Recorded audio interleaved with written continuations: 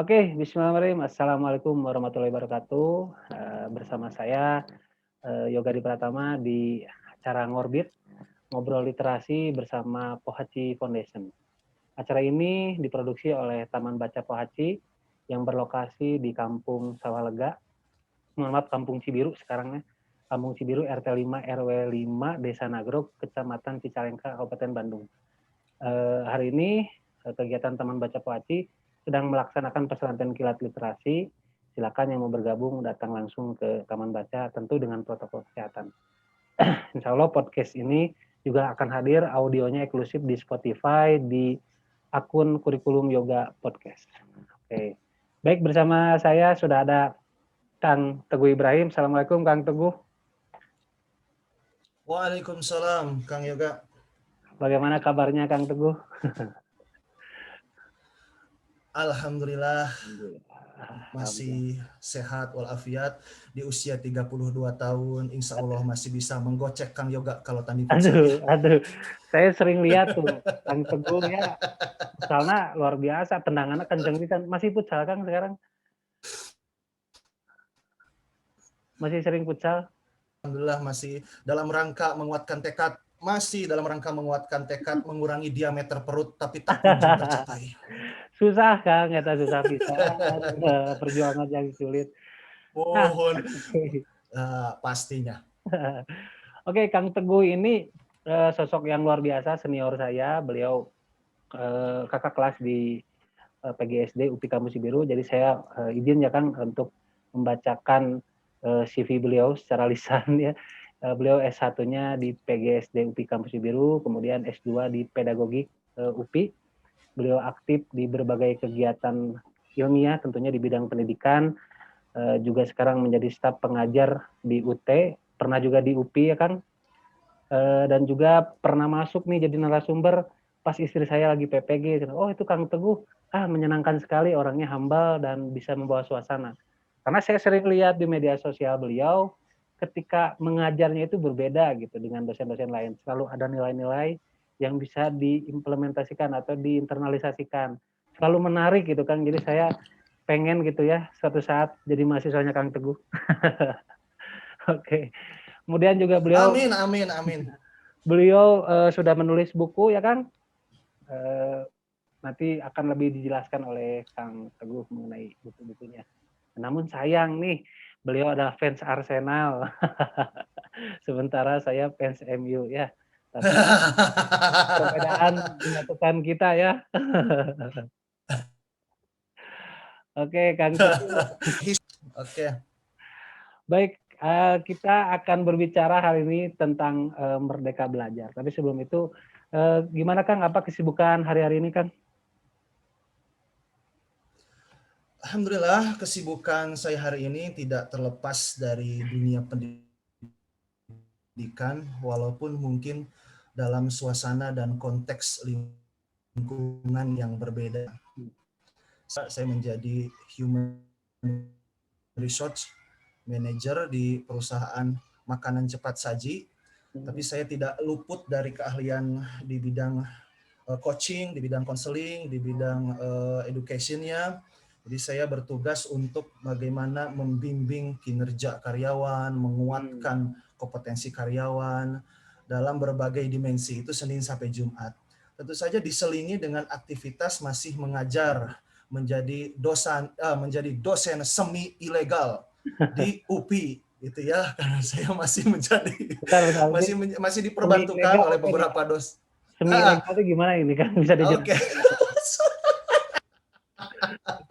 Ya artinya begini Kang Yoga, saya kan ibaratnya sudah lepas dari UPI, tapi saya masih terikat secara emosional dengan guru-guru saya, ada kedekatan khusus karena bagaimanapun juga guru-guru yang sekarang belum pada pensiun seperti Bu Dr. Pupun, Dr. Babang, Ibu Ani itu masih percaya kepada saya untuk mengamanahkan sebagian kelasnya untuk diampu, dibimbing oleh saya sendiri gitu. Tentu saja atas izin ketua departemen dan lain sebagainya. Tapi saya statusnya hanya untuk membantu, tidak teradministrasikan secara ibaratnya dalam tanda kutip secara legal menjadi dosen UPI, jadi hanya diperpandukan. Oleh karena itu saya istilahkan dengan semi ilegal, hampura we. Jadi saya masih mengajar di UPI, hanya beberapa kelas Kang Yoga, masih juga mengajar di UT, dan ya sambil sama merintis seperti Kang Yoga, mulai merintis bagaimana kita mencerdaskan kehidupan bangsa dengan literasi digital dan literasi pedagogis. Saya termasuk telat memiliki kesadaran untuk membuat channel YouTube. Saya jadi kebayang, andai saja dari dulu, saya semenjak tahun 2014, awal mula karir saya menjadi dosen, mungkin subscriber saya sudah 5.000 sampai 10.000 gitu. Lumayan. Karena mahasiswa, karena dosen itu punya the power of maksakeun, Kang Yoga. Jadi Itu dimanapun juga ya kita bisa punya the power of maksakeun. Jadi subscriber kita ya mahasiswa dengan menonton konten-konten yang berkaitan dengan isi materi.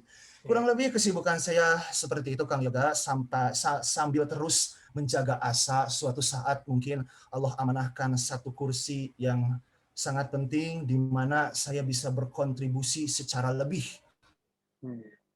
untuk dunia pendidikan. Tapi wallahu alam, rencana Tuhan selalu sulit untuk ditebak, tapi yakinlah rencana Tuhan itu adalah rencana yang terbaik. Itu yang saya yakini sampai sekarang. Amin, amin. Itu mudah-mudahan satu tempat dipersiapkan oleh Allah ya Kang, akan menjadi dosen yang tetap gitu ya di UPI, mudah-mudahan. Amin ya rabbal alamin. Amin, amin ya rabbal alamin. Baik Kang, ini kita akan ngobrolin terkait Merdeka Belajar nih ya. Sebetulnya kebijakannya sudah sejak 2019 ketika Pak Nadiem Makarim itu menjabat sebagai Menteri Pendidikan dan Kebudayaan. Namun demikian di lapangan nih Kang, sebetulnya Merdeka Belajar hanya dimaknai sebatas produk kebijakan saja gitu. Belum ada pada tahap esensi dan substansi.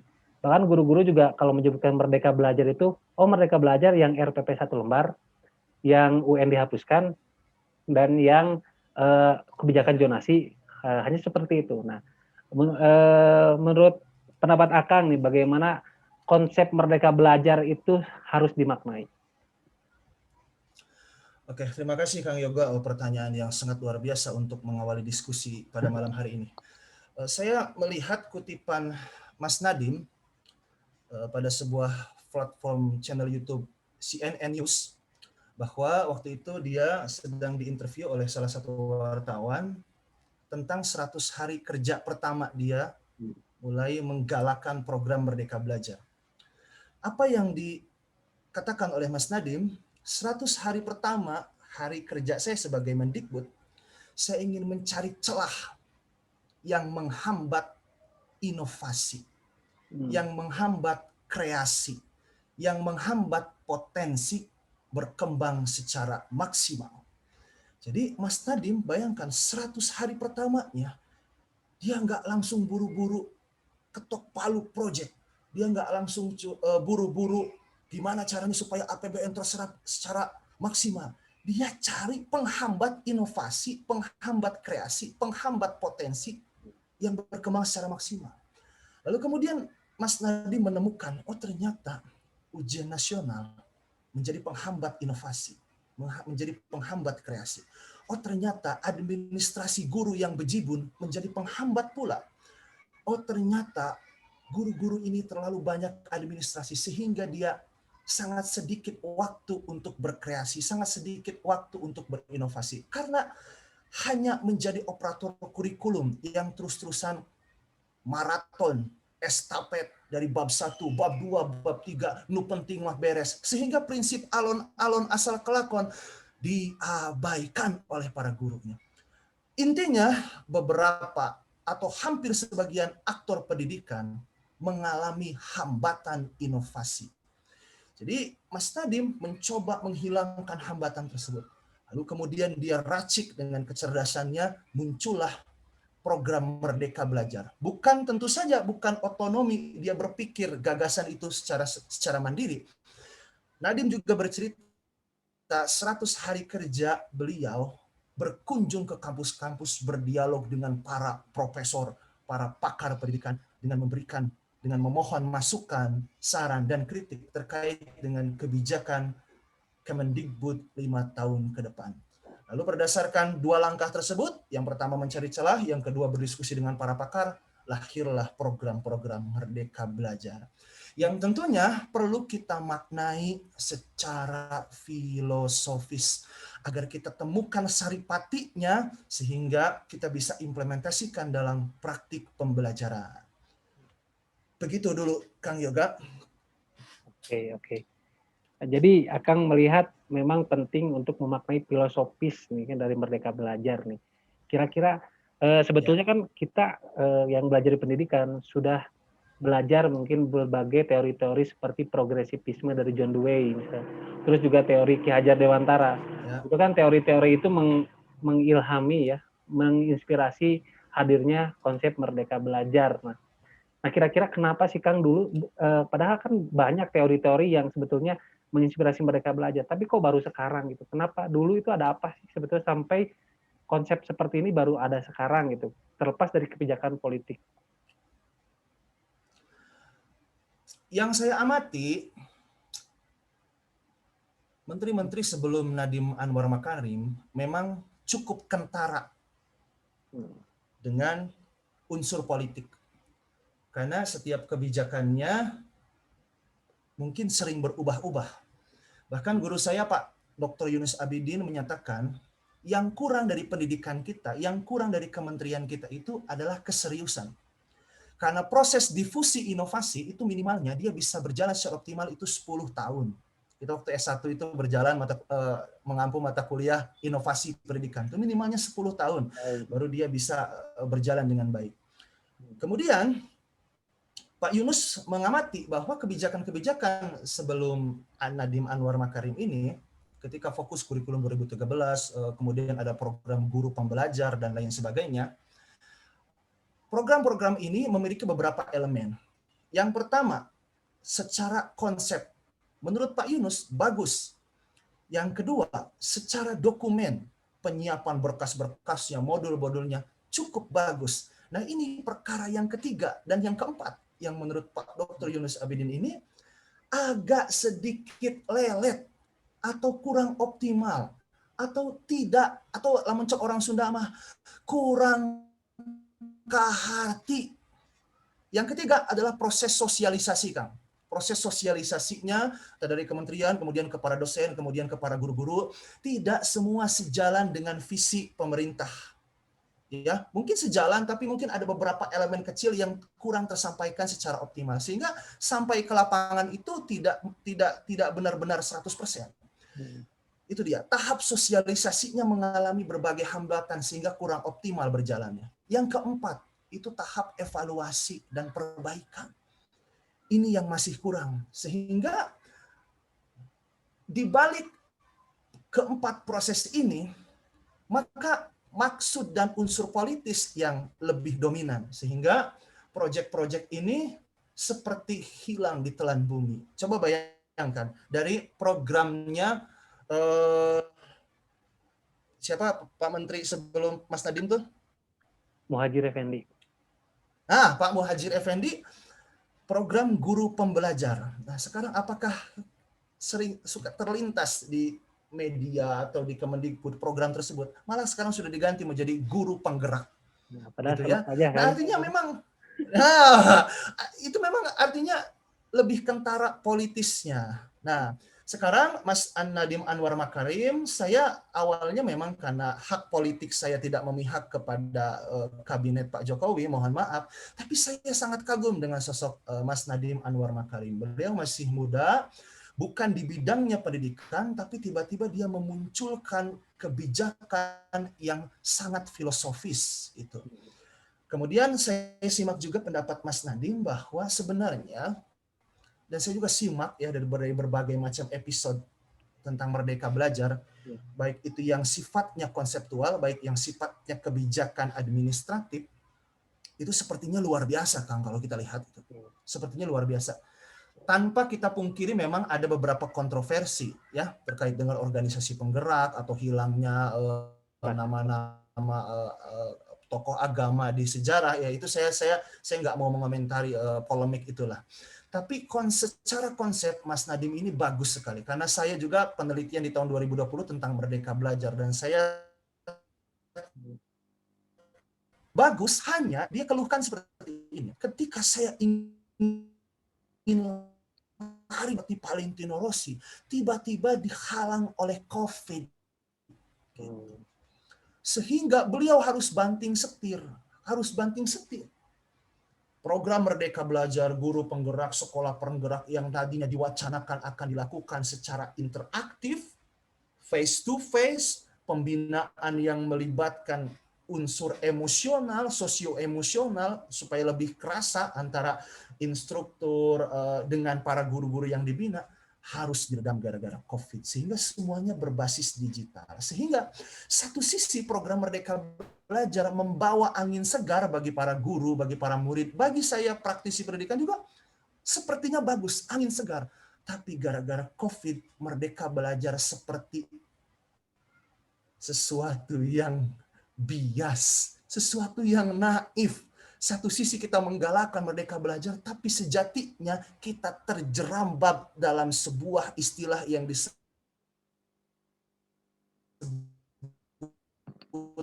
kelelahan menghadapi pandemi.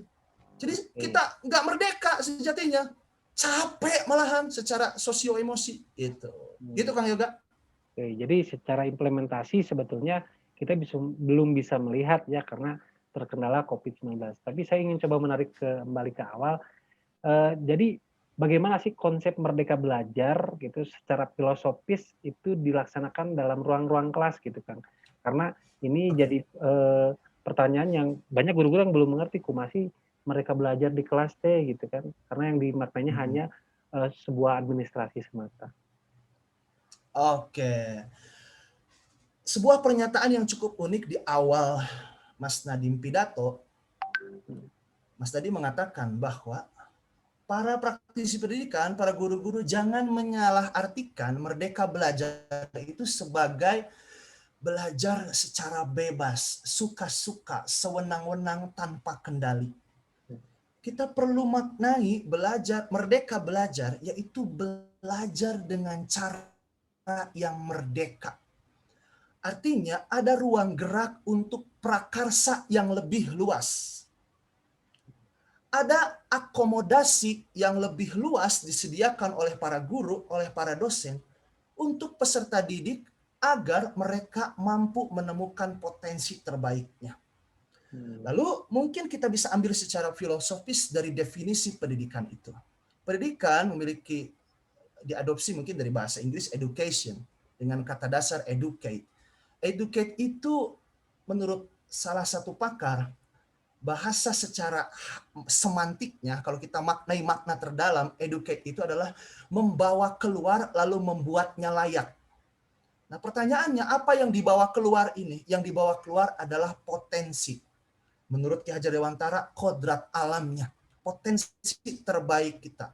Dalam perspektif psikologi kognitif, mungkin salah satu multiple intelligence dalam diri kita dikeluarkan. Bukan hanya dikeluarkan, tapi dibuat menjadi layak. Layak ini tentu saja top quality, bisa bersaing, lalu kemudian tertancap dalam sanubari dan mengkarakterisasi si peserta didik. Sehingga peserta didik mengalami sebuah kebebasan berekspresi, bekerja, dia ikhtiar mencari makna kehidupan, mencapai kesejahteraan lahir batin dengan sukacita. Karena dibakat dia. Sehingga ketika dia bekerja, ketika dia menjalani kehidupan, memperbaiki kesejahteraan hidupnya, dia tidak pernah melihat jam. Karena dia tidak berharap bekerjanya itu usai. Dia larut dalam pekerjaannya, saking nikmatnya. Itulah yang diharapkan oleh Ki Hajar Dewantara dan Mas Nadiem, bekerja dengan aktualisasi diri setiap harinya. Sehingga bekerja itu bukan hanya dia nebeng hidup, tapi bekerja dalam rangka memuncak, terus memperbaiki diri, terus menyempurnakan diri, menjadi manusia merdeka. Itu mungkin sekilasnya. Oke, jadi kan di ruang kelas itu yang saya tangkap, kita itu perlu menghargai potensi anak, bukan kompetensi berarti ya. Potensi anak yang tadi disebutkan teori Howard Gardner tentang kecerdasan jamak, itu memang harus difasilitasi, sehingga sekolah itu, ruang kelas itu tidak menjadi tempat yang menyeramkan bagi siswa, karena setiap anak itu bisa memiliki hak yang sama untuk berprestasi di kelas, mungkin begitu ya Kang? Ya, gitu kurang lebih Kang.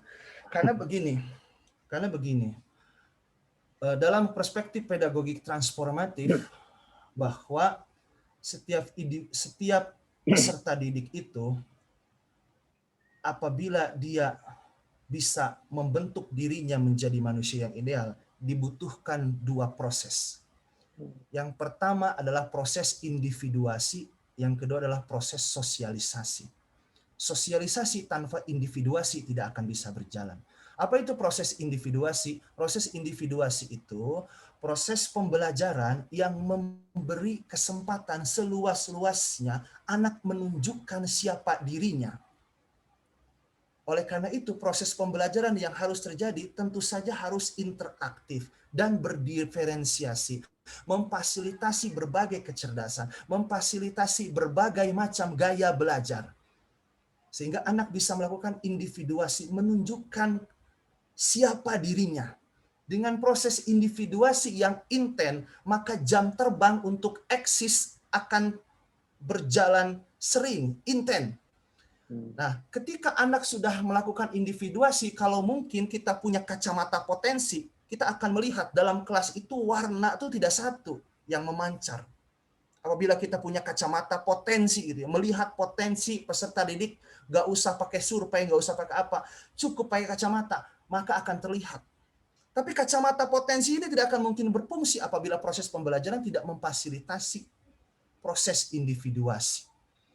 Nah, ketika cahaya itu terlihat, lakukan proses sosialisasi. Agar setiap individu memahami perbedaan.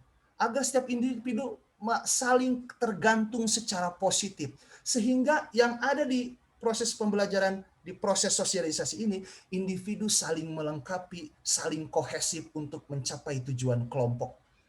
Itu mungkin sedikit implementasi dalam proses pembelajarannya berdasarkan perspektif pedagogik transformatif itu. Saya setuju kan, memang pembelajaran diferensiasi itu penting. Namun ketika di lapangan memang guru-guru itu kesulitan kan untuk melaksanakan pembelajaran berdiferensiasi. Saya tahu penyebab mereka kesulitan. Nah, karena diferensiasi itu paling kita melaksanakan hanya pada tataran membuat soal saja yang berbeda pada evaluasi. Itu mungkin sudah disebut diferensiasi. Tapi gimana sih pembelajaran berdiferensiasi yang baik dan benar, dan apa penyebabnya guru-guru masih kesulitan melaksanakan pembelajaran diferensiasi? Ya tentu saja susah, Kang. Susah. Kita ini satu rombelnya berapa kelas? Kang Yoga dapat berapa siswa itu satu kelas? 35 kan. 35 gaji berapa Kang Yoga? Nggak lebih dari 10 juta kan? Saya yakin itu. Betul kan? Kita gini ya. Menurut salah seorang ustadz, kita itu hidup dalam 3 dimensi waktu. Masa lalu, masa kini, masa depan. Masa lalu kita harus reflektif, masa kini kita harus realistis, masa depan kita harus progresif, harus visioner. Nah, menurut Deddy Corbuzier, sangat tidak realistis nasib guru sekarang ini. Karena dia harus menangani 35 makhluk Tuhan yang dikasih potensi luar biasa. Diberikan minimalnya 35, harus diurus, dibentuk kepribadiannya menjadi orang yang berkarakter, yang cerdas, yang berakhlak mulia. Ini tugas tidak main-main, kata Deddy Corbuzier itu. Minimalnya guru itu gajinya 20 juta. Dan jangan megang 35, minimalnya 15 gitu. Maksimal ketang, maksimalnya 15. Baru tuh pendidikan bagus. Coba Akang tengoklah di Howard Gardner Institute, Multiple Intelligence Institute, itu sekolahnya dibentuk menjadi smart class. Jadi kelas tuh nggak ada yang bodoh, semuanya kelas tuh smart. Ya. Jadi logical smart, visual smart, kinesthetic smart, dan lain sebagainya. Bayangkan oleh Kang Yoga, satu kelas 20 siswa didampingi oleh 2 guru. Sok ngeunah teu ngeunah. Jabak kelas nate luas, berbentuk meja lingkaran, ventilasinya banyak, nggak ada tukang tahu bulat mengganggu konsentrasi, terus kemudian disediakan karpet bermain. Bahkan kata gurunya bilang begini, I like my job is never boring. Coba tuh. My job is never boring karena selalu ada yang baru di setiap saya mengajar. Dan mungkin kita bisa lihat di konsep pendidikan Finlandia, guru-guru itu nggak dikasih jam ngajar banyak, Kang. Seringnya dikasih piknik. Jadi guru-guru itu misal per 1 bulan atau per triwulan, saya tidak tahu persisnya, di-challenge sama kepala sekolahnya, ada anggaran itu. Silakan kamu mau piknik kemana? Piknik selama 3 hari, pikniknya 2 hari, tapi 1 harinya kamu fokus bikin proposal proses pembelajaran yang menarik dan inovatif. Kamu balik-balik ke sini udah presentasi, udah lesson study. Jadi guru-guru teh termotivasi. Orang mah geuningan piknik teh setahun sekali, beres lebaran, eta oge ka Pangandaran deui, aing mah pusing. Aduh, Kang, sekarang mah sangat sulit, Kang. Sekarang mah justru dengan adanya Satgas anti pungli, justru semakin sulit, Kang, sekarang untuk study tour. Itu persyaratannya sangat banyak. Iya, ya maksud saya begini, guru-guru kita ini nggak merdeka sama sekali, nggak merdeka. Bayangkan dia harus ngajar 35 anak, setiap harinya ada penteuneun, cok orang Sunda mah, koreksiun. Banyak beban administrasi, RPP, dan lain sebagainya, belum disuruh sama kepala sekolah bikin seminar atau apa segala macam. Sama sekali jauh dari merdeka. Gimana dia bisa menerapkan proses pembelajaran yang merdeka kalau nuraninya sendiri terjerambab gitu, terjebak secara administrasi. Saya sendiri termasuk ketika menjadi guru, saya tidak terpaku kepada buku tematik. Yang saya lihat dari buku tematik itu adalah esensi materinya, substansinya apa, KD-nya apa, indikatornya apa, oke, saya rancang sendiri. Saya cari medianya sendiri. Saya ngulik sendiri kemana benang merahnya. Saya nggak turutin itu. Buku tematik terpadu itu. Ya, saya hanya ambil intisarinya, selalu saya kembangkan sendiri. Dan itu membuat saya lebih merdeka. Gitu. Dibanding saya harus sama persis dengan buku tematik. Gitu. Itulah yang terjadi dengan guru-guru kita. Menurut penelitian orang-orang konseling, banyak dari guru-guru kita di seluruh Indonesia mengalami burnout. Istilahnya itu burnout. Burnout teh bahasa Sunda nama tutung. Kang Yoga upami tuang sate anu tutung kira-kira kumaha karosna. Panan pahit. Sama guru-guru kita pun sejatinya pahit. Hampura Bapak Ibu guru ya. Hampura ini perspektif subjektif saya saja. Tapi pada sejatinya memang satu sisi nurani mereka merasakan adanya ya beban emosional, beban psikologis gitu. Saya pernah berpikir guru itu harusnya ada challenge-nya. Bagaikan Indonesian Got Talent. Harusnya ada Indonesian Teacher talent. Teacher talent. Teacher talent. Kudu aya. Jadi rekrutan CPNS tidinya disiarkan secara langsung kumaha ngajar anu HDT, kumaha berkomunikasi dengan peserta didik. Kudu nama aya eta siaran langsungna. Tapi di Indonesia mah kan ada pepatah nih, ada 2 pekerjaan yang tidak mau dilihat. Yang satu maling, yang kedua guru. Kan guru teh alim ditinggali kan. Di kuncian aya nu observasi ke galeumpeur. Mahasiswa observasi galeumpeur kan. Menurut saya guru yang seperti itu adalah guru yang kurang mencintai pekerjaannya. Betul. Ya, guru itu panggilan jiwa, harus ada minat, harus ada bakat. Mungkin guru banyak mahasiswa kita yang sedang menempuh pendidikan S1 baik di PGSD ataupun LPTK lainnya, program studi lainnya. Mungkin dalam perspektif mereka jadi guru tuh enak karena habis duhur udah bisa pulang. Gaji tunjangan besar, dapat pensiunan, mereka orientasinya jangka pendek. Karena dari SD, SMP, SMA mereka orientasi pendidikan itu jangka pendek. Pan kolot orang teh sok may warang kieu, ai sia isukan teh UTS, nah lain ngapalkeun atuh kala nonton TV wae geura ngapalkeun teh supaya lulus UTS atuh. Ai sia pan isukan teh UN, geura ngapalkeun ameh asup SMPTN, perguruan tinggi favorit. Jadi orientasi jangka pendek sudah didawamkan oleh orang tua kita, oleh guru-guru kita, sehingga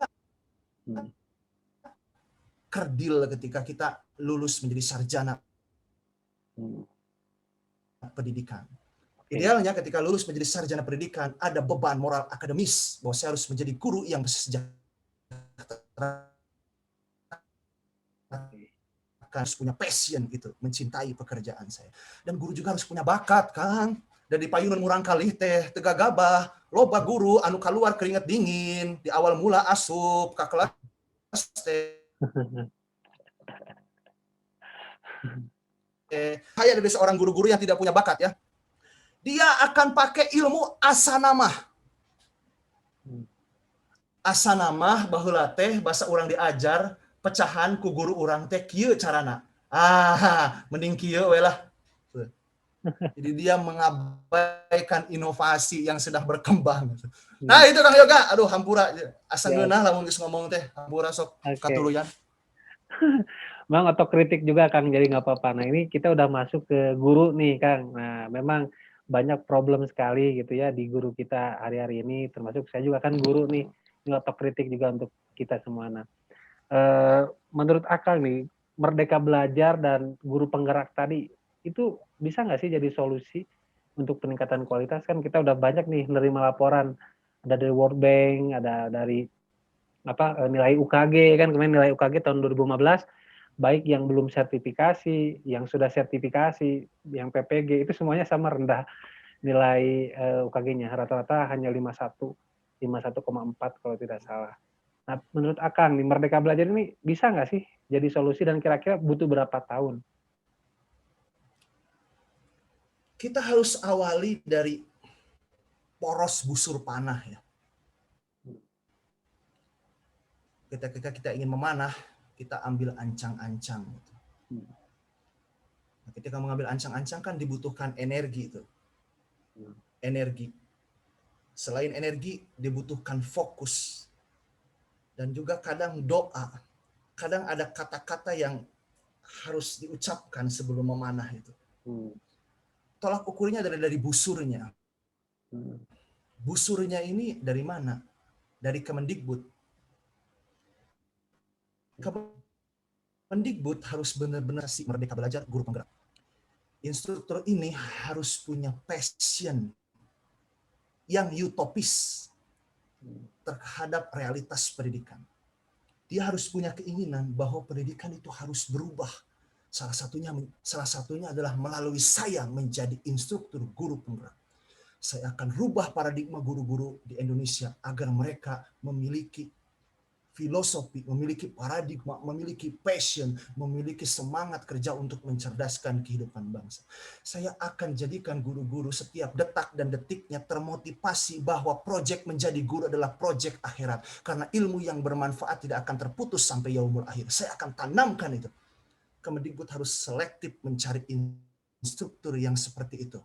Mahir dalam retorika, mahir dalam memberikan pengaruh, menjadi influencer, mahir juga dalam praktik.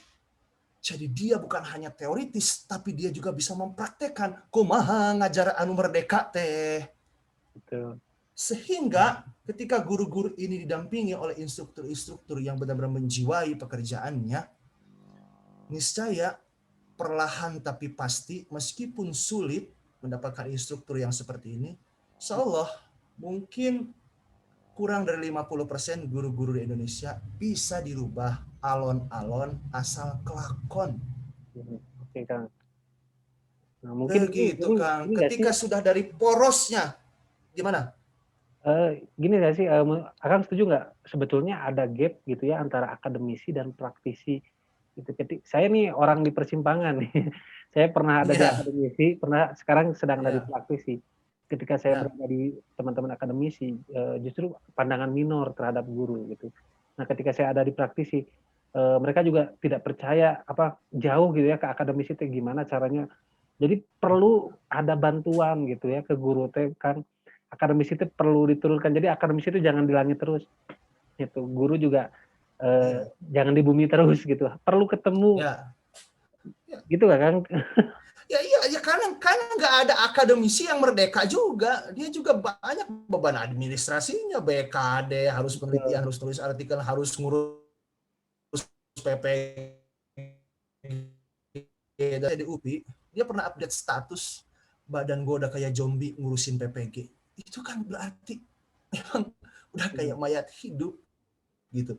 Karena benar-benar diporsir, Kang. Tugas-tugas dosen muda terutama ya, dosen muda itu sangat benar-benar diberdayakan.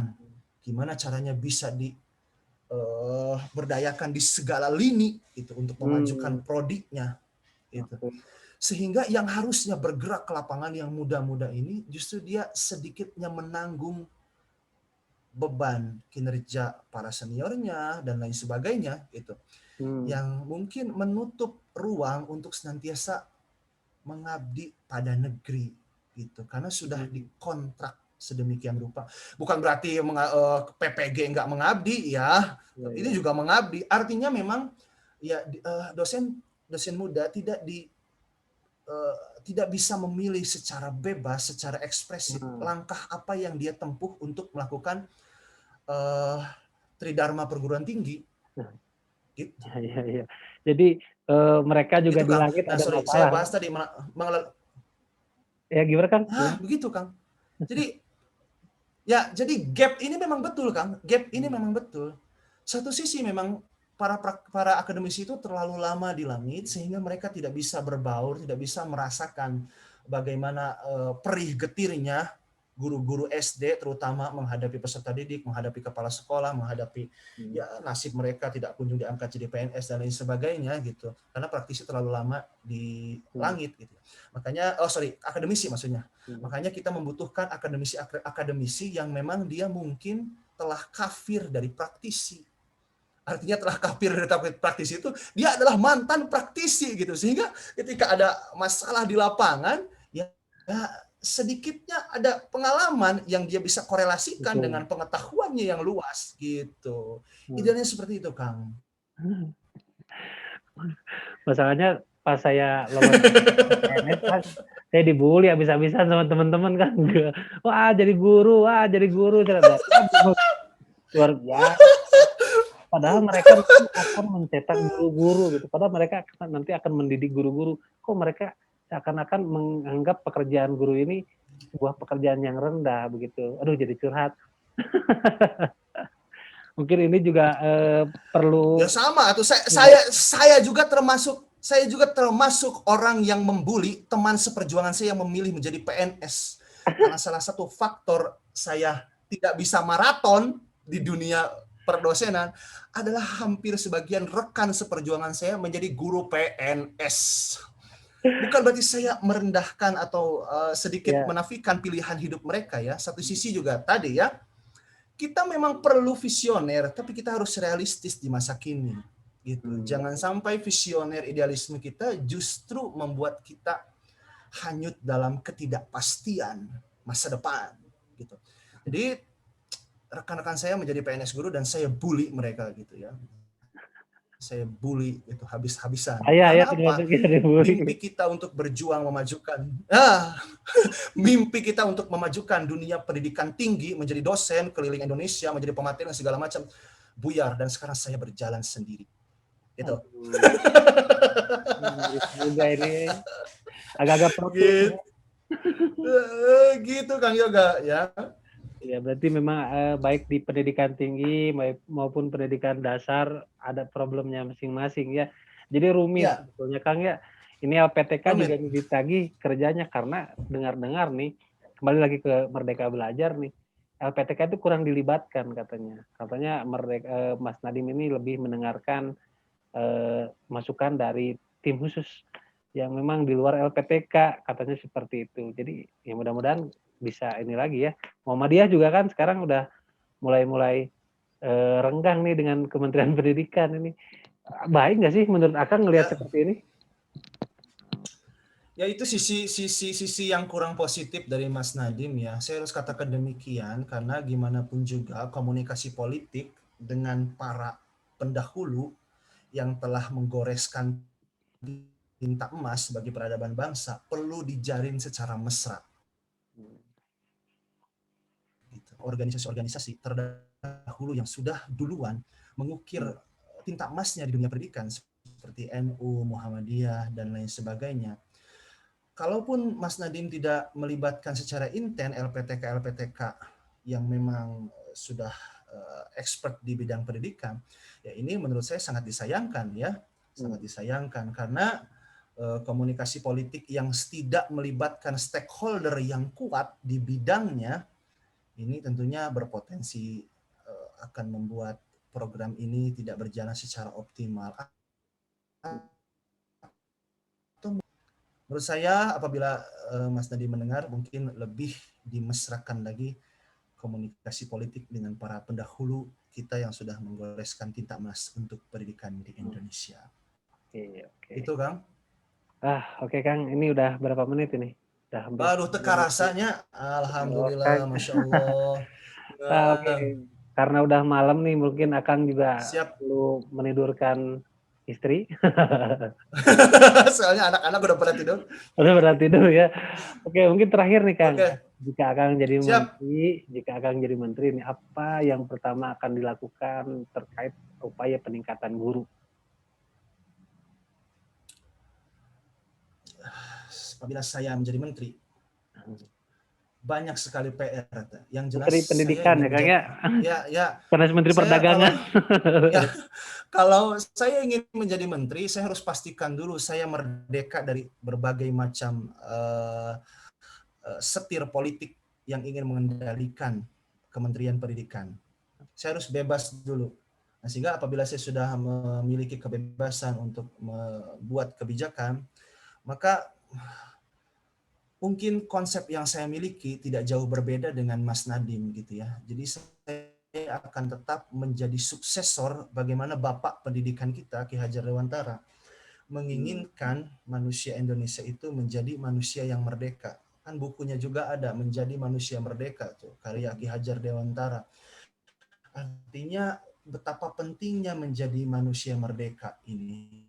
Hanya mungkin pada tahap implementasi, pada tahap operasional mungkin saya akan benar-benar melibatkan sumber daya manusia yang dia memang betul-betul memiliki utopia untuk memperbaiki dunia pendidikan. Karena tugas Menteri Pendidikan ini bukan hanya pada tahap filosofis saja, tapi pada tahap implementasi juga harus membutuhkan sumber daya yang dia memiliki daya menjadi agensi perubahan pendidikan Indonesia. Saya tidak berkata banyak karena saya tidak bisa berkata banyak, harusnya memang pertanyaan ini diucapkan di awal sehingga saya lebih berenergi gitu.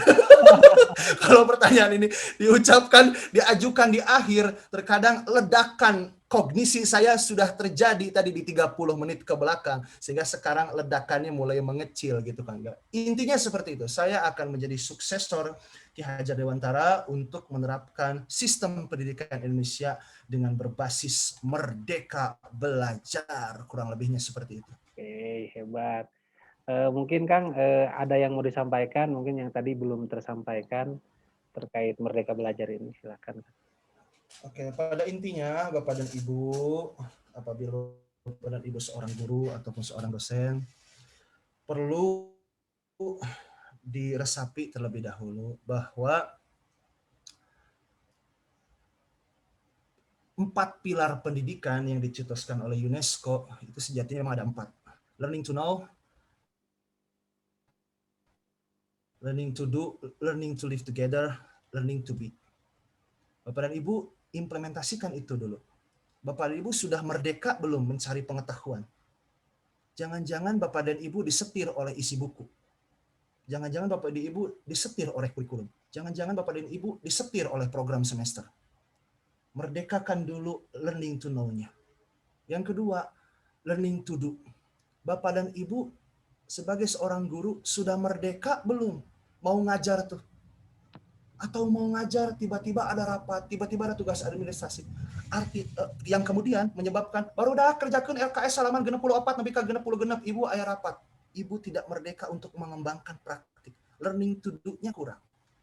Bahkan ibu mungkin tidak bisa bernyanyi pakai musik di dalam kelas, menari-nari dengan anak-anak, karena terganggu kelas yang satunya sedang sunyi senyap. Ibu belum merdeka learning to do. Ibu learning to live together-nya udah merdeka belum? Ibu sudah bergaul dengan orang-orang yang mengajak ibu untuk maju belum? Atau ibu terbawa arus para senior yang sering ngebaso, yang sering ngomongin orang di ruang kantor?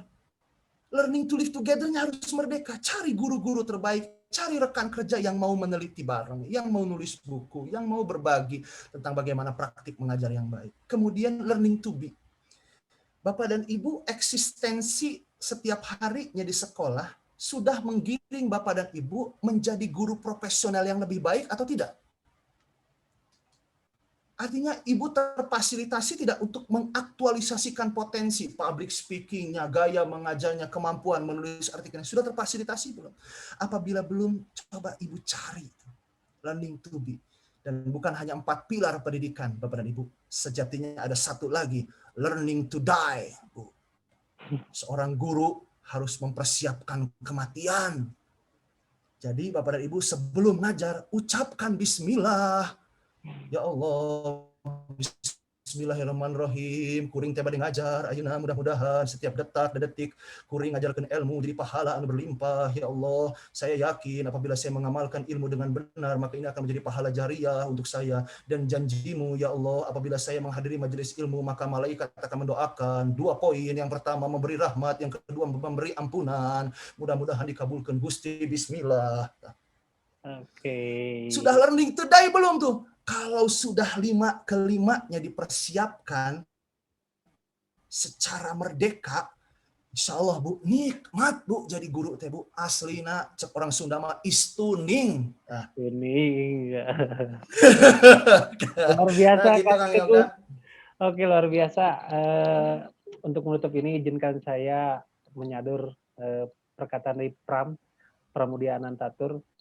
Kalau di antara 50 orang, cuma 3 orang yang ingin jadi guru, siapakah yang akan mengajar anak-anakmu nanti? Kalau engkau tidak yakin betul, lepaskan cita-citamu untuk jadi guru itu. Seorang guru adalah kurban-kurban untuk selama-lamanya. Dan kewajibannya terlampau berat, membuka sumber kebajikan yang tersembunyi dalam tubuh anak-anak bangsa. Terima kasih sekali lagi Mas Teguh, Kang Teguh yang luar biasa sudah mencerahkan saya. Mudah-mudahan kita bisa bertemu lagi di lain kesempatan. Assalamualaikum warahmatullahi wabarakatuh. Waalaikumsalam. Hatur nuhun.